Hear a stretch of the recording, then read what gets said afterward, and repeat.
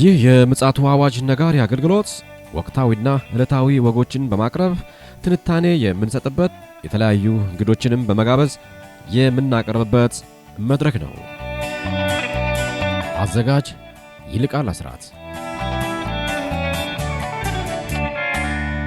ሰላም ለእናንተ ይሁን ውድ የምጽአቱ አዋጅ ነጋሪ አድማጮቻችን፣ እንዴት ዋላችሁ? እንግዲህ የዓለማችን ወቅታዊ ጉዳዮችን ወደፊት በማምጣት ከእግዚአብሔር ቃል አንጻር ምንፈትሽበት ክፍለ ጊዜ ነው። ከፓስተር አለማየሁ ነሙ ጋር ቁጭ ብለን የዛሬውን ትንታኔ የምንሰጥበትና እንዲሁም ደግሞ ለእናንተ ለአድማጮች ደግሞ እንደ ትምህርትም እንዲሆን በዚህ አጋጣሚ ይህን ነገር ለማብሰር እንፈልጋለን። ዓለማችን በአሁኑ ሰዓት በከፍተኛ ውጥንቅጥ ውስጥ እየገባች እንዳለ ይታወቃል። ነገር ግን እነዚህ ክስተቶች ለኛ ምንድነው የሚያስተምሩን በማለት ለእናንተ እንግዲህ ይህን ጉዳይ ወደፊት አምጥተነዋል።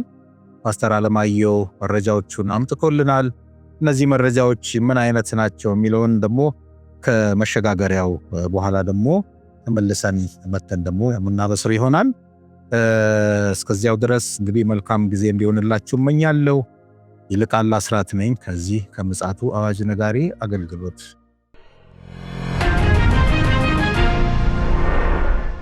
አጠገቤ ፓስተር አለማየሁ አለ። እንግዲህ መረጃዎችን ይዞልን መጥቷል። በቅድሚያ ሰላምታ አቀርባለሁ። እንዴት አለ ፓስተር? እንደምን አለ ወንድም ይልቃል? እግዚአብሔር ይመስገን። የዓለማችን ጉዳይ በጣም እንግዲህ አሳሳቢ የሆነ መጥቷል። ያው እንግዲህ መረጃዎችን አንተነ አሰባስበ እየመጣ ያለው፣ እስኪ ምን አይነት መረጃዎች ናቸው በዓለማችን ጉዳይ ላይ ያሉት? እንግዲህ ዓለማችን በጣም ምስቅልቅል እያለ ነው። ስለ አስደንጋጭ ነገሮች ናቸው ትናንትና ማምሻውን እየተሰሙ ያሉትና ወዴት ይህንን የሚለው ነገር በጣም አስፈርቷል። እንግዲህ ትናንት ለመናገር እንደሞከር ነው ዛሬ አንድ ትልቅ ድርድር እየተጠበቀ ነው ያለው። ነገር ግን የሚገርም ነገር ምንድነው፣ ትናንት ያንን መልእክት ካስተላለፍን በኋላ ይህ ጦርነት እንዲቀጥል የሚፈልጉ አካላቶች መኖራቸውን ቢቢሲ ላይ አንድ የፖለቲካ ተንታኝ ሲናገሩ ነበር። ምንድነው እነ ፈረንሳይ፣ በተለይ ፈረንሳይ ጦርነቱ እንዲቀጥል ሙሉ ለሙሉ እንዲቀጥል ትፈልጋለች እና ምናልባትም እንግዲህ ዘለንስኪና ፑቲን ተገናኝተው የሚገናኙ ከሆነ ማለት ነው የሚገናኙ ከሆነ ድርድሩ ላይሳካም ይችላል የሚለው ነገር በስፋት እየጎላ ወጥቷል እና ይሄ አሳሳቢ ሆኗል። እንደው እግረ መንገዴን ይህንን ላሳብዬ ነው። እንግዲህ ከዚህ ውጭ መካከለኛው ምስራቅ ላይ በጣም የተወዘ ነገር ነው ያለው። በተለየ ዶናልድ ትራምፕ ወደዛ ጉብኝት መግባት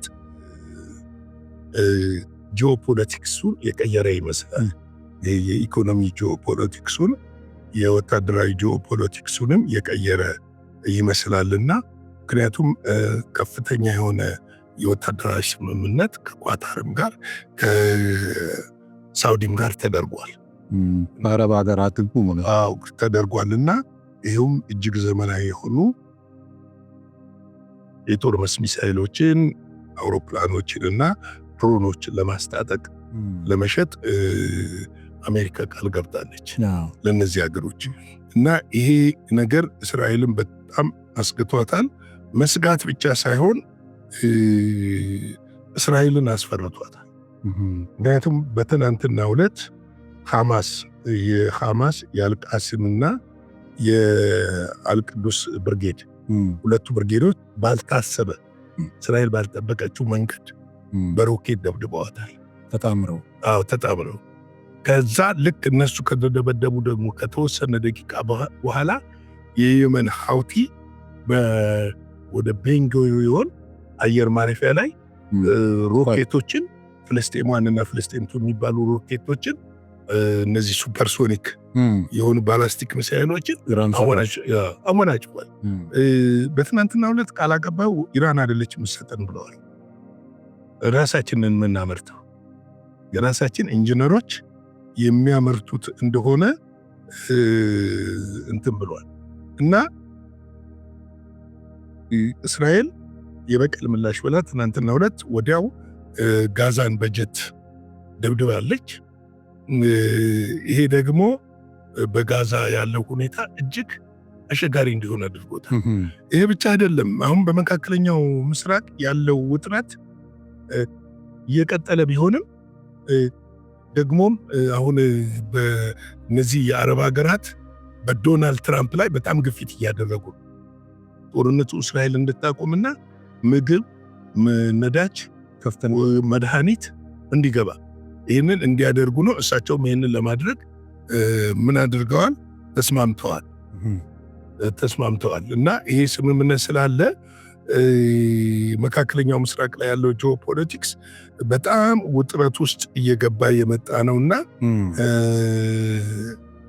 ምክንያቱም እነ ሳውዲ ፍልስጤም ራሷ መንግስት እንድትሆን ይፈልጋሉ።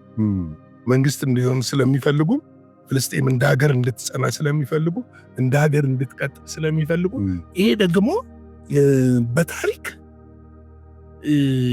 እንደው ሰላም ሰፍኖ እዛ አካባቢ ለምን መሰለ የመጨረሻው ዘመን ስለሆነ ሰላም ሰፍኖ በዛ አካባቢ ላይ እንደው የተረጋጋ ነገር ይታያል የሚል ነገር የለኝም። ምክንያቱም ከ1948 ጀምሮ ምንም እንደ የ3 ወር የ2 ወር የ5 ወር ተኩስ አቁሞች ሊኖሩ ይችላሉ፣ ግን ጦርነቶቹ እንደቀጠሉ ናቸው። ምክንያቱም ይሄ እግዚአብሔር ቃል የተናገረው ነው እኮ ከእስራኤል ደም አይታጣም የሚለው ያ ነው እኮ። ለልጆቻችሁ አልቅሱ ያለው ለእኔ አታልቅሱ ለልጆቻችሁ አልቅሱ የተባለው የትንቢቱ ቃል ነው እየተፈጸመ ያለው። አሁን እነሱ ለማቆም የታገሉ ቢመስልም ግን ይሄ ነገር የሚቆምም አይደለም። እንግዲህ ሌላው ምንድነው የኢኮኖሚው ጂኦፖለቲክስ አስገራሚ ሆኗል። መነካካት ማለት አይደለም። አሜሪካ ሙሉ ለሙሉ እነዚህ አረብ ሀገራቶች አስረዋል። በኋላ ላይ ግን አንድ ለምን ዶናልድ ትራምፕ እነዚህ ሀገሮች ላይ ቅድሚያ ሰጡ የሚለው ነገር በተነሳ ጊዜ የዶናልድ ትራምፕ የሪል ስቴት ካምፓኒ በእነዚህ 3 ሀገሮች የሪል ስቴት በቢሊየን ዶላር የሚቆጠር የሪል ስቴት ስራዎችን እየሰራ እንደሆነና ያም ግንኙነት ስቧቸዋል የሚሉ ወገኖች አሉ። ሌላው ከእስራኤል ጋር ያለው መቃቃር ይሄ ግንኙነት እጅግ ያሰፋው ይመስላል ከዶናልድ ትራምፕ ጋር። አንዳንዶቹ ይሄ ግንኙነት ዶናልድ ትራምፕ የኢኮኖሚ ግንኙነት ነው እንጂ እስራኤልን የመክዳት ወይም እስራኤልን የመተው ግንኙነት አይደለም የሚል ነው። ነገር ግን በድርድሮቹ ላይ በውይይቶቹ ላይ የተነሱ ነገሮች ፖለቲካዊ፣ ኢኮኖሚያዊና ደህንነትን በተመለከተ ጉዳዮች ነው የተነሱት። በስፋትም የመካከለኛው ምስራቅን ደህንነት ለማስጠበቅ ምን መደረግ አለበት የሚለው ነገር ላይ ተነስቷል። እንግዲህ በዚህ ነገር ላይ አረቦቹ ግፊት እንዳደረጉ በዶናልድ ትራምፕ ላይ በተለይም ጦርነቱ መቆም እንዳለበትና የዛ አካባቢ ያለው ነገር ማነው ፍልስጤም አገር መሆን እንዳለባት ነው። እንደው አንዱ አያይዘ አንዳንድ ወገኖች የሚያስቀምጡት ደግሞ ሌላ አቅጣጫ አለ። ለምሳሌ ዶናልድ ትራምፕ ይህንን እስራኤልን ያገለለ የመሰለ አካሄድ ሄዱት ታክቲካል በሆነ መንገድ እየተጠቀሙ ሊሆን ይችላል የሚል ግምታቸውን እያስቀመጡ ነው። ምክንያቱም በተለይ ደግሞ እዚህ የመቅደሱንም ጉዳይ እነዚህ የአረብ ሀገራት ጋርም ይፋዊ ባልሆነ ውይይት ተጽዕኖ ፈጥረው አሳምነዋልም ወይም ደግሞ እያሳመኑ ነው። ለዚህም ነው ይሄ ነገር እንዲጎላ ያልተፈለገው ከእስራኤል ጋር አታች እንዳያደርጉ ማለት ነው። ታክቲካል ነው የሚልም ነገርም ስላለ እንደው ምን ትላለህ ስለዚህ አባባል? ታክቲካልም ሊሆን ይችላል፣ ግን ታክቲካል ነው እንዳትል የሚያደርግ ነገር አሜሪካ ምንጊዜም በእስራኤል ጉዳይ ላይ ስትደራደር ወይም ደግሞ በእስራኤል ነገር ውስጥ ስትል እስረኞችንም ለማስለቀቅ በጋራ ነው የምትደራደር። አንድ ከሐማስ ጋር ኳታር ውስጥ ተደራድረው የራሳቸውን እስረኛ አስለቅቀዋል። ሁለተኛ አሜሪካኖች ማነው እስራኤል በእንደዚህ በሐውቲ እየተደበደበች እያለ ከሐውቲ ጋር በየመን የነበራቸውን ጦርነት ድንገት ነው ያቋረጡት ያቆሙት እና ይሄ የሆነ ቅሬታ በመካከላቸው እንዳለ ያመለክታል። ሶስተኛው ነገር ምንድነው? እስራኤል ኢራንን ልምታ ብላ ነበረ። ከፍተኛም ዝግጅት አድርጋ ነበረ። ከዚህ በፊት እንዳደረገችው ድንገተኛ የሆነ ስውር የሆነ ማጥቃት ለማድረግ ተዘጋጅታ ነበረ። ነገር ግን ያንን ዝግጅት አጠናቃ እያለ አሜሪካ ከዚህ በኋላ ለሚመጣው ኃላፊነትን እኛ አንወስድም፣ ኢራን ላይ ለምታደርጊው ነገር ኃላፊነትን አንወስድም የሚል ነገር ነበረ። ምን ከጥቂት ጊዜ በፊት ግን ምንድነው ከጥቂት ወራት በፊት ምን ነበረ? ይባላል ብረት ነበር በጋራ ይምንት። ሌላው እንዳሳይህ እንድታይ የምፈልገው ጋዛውያን ወደ ግብጽ ወደ ጆርዳን እንዲሄዱ ይፈለግ ነበረ። ይሄ ከዶናልድ ትራምፕ የመጣ ነው እና ለእስራኤል የቤት ስራ ሰጥተናት ከጋዛ አስወጥታ ጋዛን የመካከለኛው ምስራቅ ሪቬራ እናረጋታለን ብለው ተናግረው ነበረ። ይሄ ሁሉ አቋማቸው አሁን ላይ የለም፣ ተቀይሯል። እንደውም አሁን ምንድነው ግፊት እያደረጉ እንደሆነ ነው እስራኤል ጦርነቱን እንድታቆምና ምግብ፣ መድኃኒት፣ የተለያዩ ነገሮች እንዲገቡ ግፊት እያደረገ ነው። ሌላው እዚህ ጋር በደንብ እንድትመለከት የምፈልገው ሐማስ ደግሞ እንደ አዲስ እየተደራጀ በተለያየ ጊዜ በሮኬት ድንገተኛ ጥቃቶችን እየፈጸመ ነው ያለው። ትናንት ማታም ጫፉን ለማንሳት እንደሞከር ነው በሳውዲ ንግግራቸው የሶሪያ ላይ የተጣለው ማዕቀብ እንዲነሳ እንደሚያነሱ ተናግረዋል። ይህ ማለት ምን ማለት ነው? እንደሚያነሱ ተናግረዋል ማለት ምንድነው? ሶሪያ እንደገና እንደ ሀገር እንድትቆም እንፈልጋለን ነው ያሉት። ሰላም ይገባቸዋል ነው ያሉት። ረፍት ይገባቸዋል ነው ያሉት። ሰላም ደግሞ አሁን እያሳጣቸው ያለው የእርስ በርሱ እዛ ውስጥ ያለው ሽኩቻ እንዳለ ሆኖ ግን ድንገተኛ የሚደረገው የእስራኤል የአውሮፕላን ድብደባና ደቡብ ሶሪያን መውረሯ ለሶሪያውያኖች ምቾት አልሰጠም። ይህ በሌላ በኩል ደግሞ እንድታውቅ የሚያስፈልገው የሬሲፕ ጣይብ ኤርዶጋንን አስደስቷል። የትራምፕ ንግግር ከአሜሪካ መሪ የሚጠበቅ ነገር እንደሆነ ተናግረዋል። እሳቸው ለምን ከሶሪያ ጋር አብረው እየሰሩ ስለሆነ ይህንን ዝም ብለዋል። እነዚህ ነገሮች በጋራ ስትደማምራቸው አሁን ያለው ፖለቲካዊ ሁኔታ በመካከላቸው ትንሽ መሻከር እንዳለ የሚያመላክት ነው። ግን እኮ ምልህ ገብቷል። ይሄ ፖለቲካው ቀመር አሁን በተለይ ከቅርብ ጊዜ ወዲህ የመጣው ከዶናልድ ትራምፕ በኋላ የመጣው የፖለቲካ አወቃቀር ትንሽ ግራ አጋቢም ነው እና ምናልባት እኚህ ሰውዬ ቁማር እየተጫወቱስ ቢሆን፣ ምክንያቱም በብዙ ሳይድ ስጋት እየመጣ ነው አይደል? አሜሪካን ላይ ከቻይናም ከሩሲያም ከብሪክስም እንደገና ደግሞ ከኢራን ብቻ ከሙስሊሙ ዓለም አሜሪካን ላይ አጌንስት የመሆን ነገር አለ። እሱ ደግሞ ኢኮኖሚካሊ አሜሪካንን ለውድቀት የሚዳርግ ነው። ሆኖም ቁማር እዚህ ጋር አለ ብዬ ነው የማምነው። የቁማር ነገር ምክንያት ለምን መሰለ ፓስተርዬ፣ አብዛኛው የአሜሪካን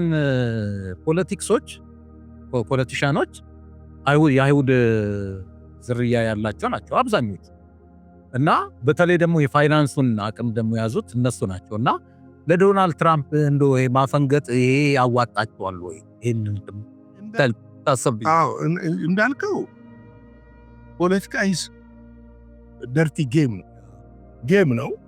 ጌሙን ደግሞ ማሸነፍ አለብን።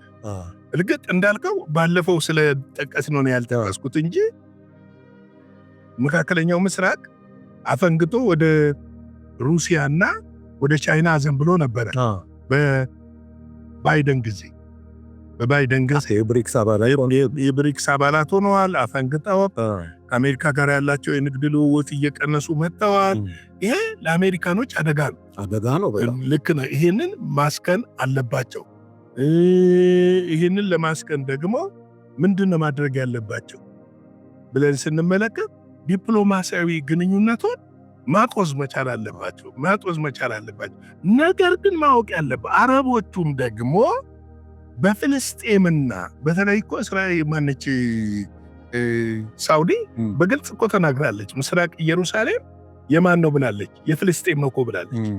መስጊዱ አላስካ መስጊድ ያለበት ይውታል። አረቦች እስካሁን ድረስ የሚያምኑት ልክ እንደ መካ መዲና የአላስካን ሞስክ ቅዱስ ስፍራ አድርገው ነው የሚያምኑት። ግን የራሳቸው ሱኒዎች ለዚህ ብዙ እንትን አላቸው። ሙስሊም በዚህ ጉዳይ ላይ ሁሉም ሙስሊም አንድ ነው። ሱኒ ሻሃት የሚባል ነገር የለም። በዚህ ጉዳይ ላይ ሁሉም አንድ ናቸው። ይህንን ማወቅ አለብን። ስለዚህ እንደ ሀገር እንድትቆም ይፈልጋሉ። ይህን ለማድረግ ደግሞ አሜሪካንን በጥቅም ማባበልና መሳብ መያዝ ይፈልጋሉ። ቀርቧል እኮ አሁን ጥያቄው ምንድነው? ምግብ፣ ነዳጅ፣ መድኃኒት ይግባ፣ ጦርነቱ ይቁም፣ ፍልስጤሞች እንደገና ይቋቋሙ የሚል ነው። እኔ እናንተ ሰብአዊነት ነው። እኔ እናንተ የዘገብነው አለ። ጋዛን በግብፅ አስተባባሪነት በአረብ ሊግ አስተባባሪነት ጋዛን መልሰው ለመገንባት ገብቷል። 52 ቢሊዮን ዶላር አረቦች መድበዋል። ምን ማለት ነው? ስለዚህ ከአረቦቹ ጋር መነገር ከፈለጉ ደግሞ ከእስራኤል ጋር ያለውን ነገር ማላላት ይኖርባቸዋል። ወይም ደግሞ እስራኤል ወደሚፈልጉት አቅጣጫ ወደ ሰላም አቅጣጫ እንዲመጡ አሜሪካንም እዚህ ጋር ይካተታል ይመስል እና ይኖርባቸዋል ለማለት ነው። ስለዚህ ዛሬ ያለን ነገር ይሄ ነው። ደስ የሚል ውይይት ነበረን። ጌታ ይባርክህ። እስኪ እግዚአብሔርን ቃል ደግሞ እንካፈልና ወደሚቀጥለው እንሄዳለን። እንግዲህ ትናንት ምሽት ላይ ሁለተኛ ቆሮንቶስ ምዕራፍ 4 1 እና 2 ተመልክተን ነበረ። ዛሬ ደግሞ 3 እና 4 እንመለከታለን። ወንጌላችን የተከደነ ቢሆን እንኳ የተከደነባቸው ለሚጠፉ ነው፣ ለእነርሱ የእግዚአብሔር ምሳሌ የሆነው የክርስቶስ የክብር ወንጌል ብርሃን እንዳይበራላቸው የዚህ ዓለም አምላክ የማያምኑትን ሐሳብ አሳውሯል። እንግዲህ ወንጌል ለኛ የተከፈተልን ነው። ለማያምኑ ሰው ደግሞ ምንድነው የሆነው? የተከደነ ነው። እንግዲህ ለሚጠፉት ለማያምኑ ሳይሆን የሚለው ለሚጠፉት ሰዎች የተከደነባቸው ነው። የተከደነ ነው ስልህ ዳብሎስ አሰራር፣ በአጋንንት አሰራር አይናቸው የታወረ ነው። አይናቸው የታወረ ነው። ብትነግራቸው ሊሰሙ ሊያዳምጡህ ወይም ደግሞ ሊያምኑልህ አይችሉም። ስለዚህ የእግዚአብሔር ለእነርሱ የእግዚአብሔር ምሳሌ የሆነው የክርስቶስ የክብር ወንጌል ብርሃን እንዳይበራላቸው የዚህ ዓለም አምላክ የማያምኑትን ሐሳብ አሳውሯል። እንግዲህ የዚህ ዓለም አምላክ አለ፣ ሐሳብ አሳውሯል። ይሄ ብቻ እኮ አይደለም። የተመረጡትን እስኪያስብ ድረስ እንኳን በርቶልናል የሚሉትን፣ ታይቶናል የሚሉትን፣ ተገልጦልናል ክርስቶስ የሚሉትንም የሚያሳውር ነው። የሚያሳውር ነው። ወዲህ እስከሚያስብ ድረስ የሚመጣ ነው። እነሱ ለጥፋት ስለተዘጋጁ አይናቸውን አሳውሮ በሚፈቅደውና በሚፈልገው መንገድ እየመራ ነው። እኛ በቤት ውስጥ ያለን እንዴት ነን የሚለውን ነው እዚህ ጋር መጠየቅ ያለብን። ብርሃን በርቶልናል የምንል ሰዎች እውነት የብርሃኑ ምሳሌ ነን ወይ? የዛን ብርሃን እያበራን ነን ወይ? እኛንስ የሚያስት ነገር አልተከሰተም ወይ? ተከስቷል እኮ። አሁን በቤተ ክርስቲያን ያለው ነገር ከተልእኮ ስትዘናጋ፣ የክርስቶስን ወንጌል ከመስበክ ስትዘናጋ፣ ስለ ምጽአቱ መናገር ስትዘናጋ፣ ጌታ የሰጠህን አደራ መወጣት ሲያቅትህ ምን እያደረገ እያሳወረ ነው? በምንድን ነው የሚያሳውረው? አንድ ሁለት ነገር ልጥቀስ። አንደኛ የሚያሳውርበት መንገድ ገንዘብ ነው። ገንዘብ አምላክ ነው። ገንዘብ ጌታ ኢየሱስ ክርስቶስ ራሱ ነው ለሁለት ጌቶች መገዛት አትችሉም ያለ። አንዱ ጌታ ገንዘብ ነው፣ አንዱ ጌታ ክርስቶስ ኢየሱስ ነው። ገንዘብ ደግሞ የሰዎችን ሕሊና ያሳውራል። አምላክ ነው ለሱ እንድትሰግድለት፣ እሱን እንድታመልከው ገብቶሃል። ገንዘብ ካለ ሁሉ ነገር ማድረግ እንደምትችል ሊያስመስል አሁን ብዙዎች ጋር የምናየው ይሄ ነው። ገንዘብ ስላለኝ ምንም ነገር ማድረግ እችላለሁ፣ ምንም ነገር ማከናወን ይችላል። ግን አችልም። ጤናን በገንዘብ መግዛት አችልም። ሰላምን በገንዘብ መግዛት አችልም። ደስታን በገንዘብ መግዛት አችልም። ልብስ መግዛት ትችላለህ፣ መኪና መግዛት ትችላለህ። ያሳውራል። አንዱ በዚህ ነው የሚያሳውረው፣ በገንዘብ ነው የሚያሳውረው።